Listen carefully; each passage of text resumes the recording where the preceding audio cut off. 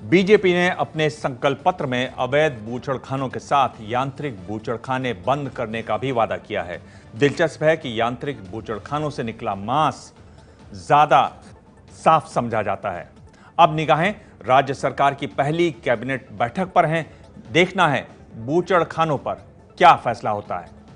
जो legal slaughter house है, जहां पर रूल्स एंड रेगुलेशन को फॉलो किया जाता है, वहां का एक नज़ारा इस वक्त हम आपको दिखा रहे हैं। इस वक्त आप देख सकते हैं तस्वीरों में, ये एक स्लॉटर हाउस है। स्लॉटर हाउस की फैक्ट्री में इस वक्त हम मौजूद हैं और डासना के eagle continental foods private limited नाम से ये यहाँ पर स्लॉटर हाउस चलता है।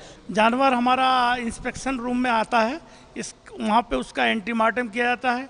एंटीमार्टम करने के बाद उसको होल्ड करके उसको वाटरिंग करते हैं। वाटरिंग करने के बाद जब मार्निंग स्टार्ट करते हैं तो पहले उसका हलाल करते हैं। रिचुअल हलाल बाग से है हमारा। उत्तर प्रदेश के डासना में यह है पशु काटने की वो मशीन जिसके सहारे चलते हैं यांत्रिक बूचड़खाने और जिनके सहारे उत्तर प्रदेश देश का सबसे बड़ा भैंस के मांस का निर्यातक राज्य बना है। उत्तर प्रदेश से हर साल 7,515 लाख किलो भैंस का मांस काटा जाता है। 1,171 लाख किलो बकरे के मीट का उत्पादन होता है।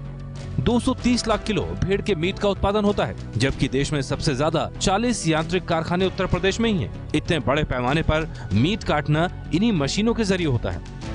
स्लॉटर हाउस में शुरुआत में जानवर लाके हलाल किया जाता है, फिर अलग अलग मशीन लगी हुई हैं जहां पर अलग अलग शरीर के अंग निकाले जाते हैं और फिर इस पोर्शन में आके पोस्टमार्टम किया जाता है। पोस्टमार्टम में अगर किसी तरह जो इनके डॉक्टर्स हैं, करीब 10 डॉक्टर हैं जो यहाँ पर ट्रीटमेंट करते हैं, और अगर पोस्टमार्टम में किसी तरह की कोई डिजीज़ निकलती है जानवर में तो उसे सस्पेक्टेड चिलर में रखा जाता है। उसके बाद दोबारा उसकी जो पूरा एक जांच की जाती है और अगर पोस्टमार्टम में सब कुछ सही निकलता है तो उस जो जानवर का जो पोर्शन होता है, जो मीट होता है, उसे इस यहाँ पर ये जो चिलर हैं आप देख सकते हैं, यहाँ चिलर हैं सारे। उसके बाद ये जो आप देख रहे हैं एरिया, इस एरिया में पहले उसके एक अलग रूम में उसके पीसेस कर लिए जाते हैं और पीसेस करने के बाद यहाँ से होता है पैकिंग का काम शुरू।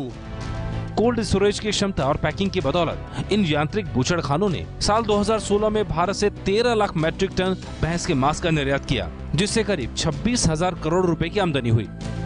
यूपी ने साल 2015-16 में करीब 5.5 लाख मैट्रिक टन से ज्यादा भैंस के मांस का निर्यात किया, जिससे राज्य को करीब 11,500 करोड़ की कमाई हुई। फैक्ट्री से जुड़े लोगों का कहना है कि इस बात की संभावना कम है कि राज्य सरकार कानूनी रूप से चल रहे बूचड़खानों को बंद करे, पर अगर ऐसा होता है तो राज्य के इन यांत्रिक बूचड़खानों में काम कर रहे 40,000 कर्मचारी बेरोजगार हो जाएंगे। डासना से अभय पराशर की रिपोर्ट। ये है एबीपी न्यूज, आपको रखे आगे।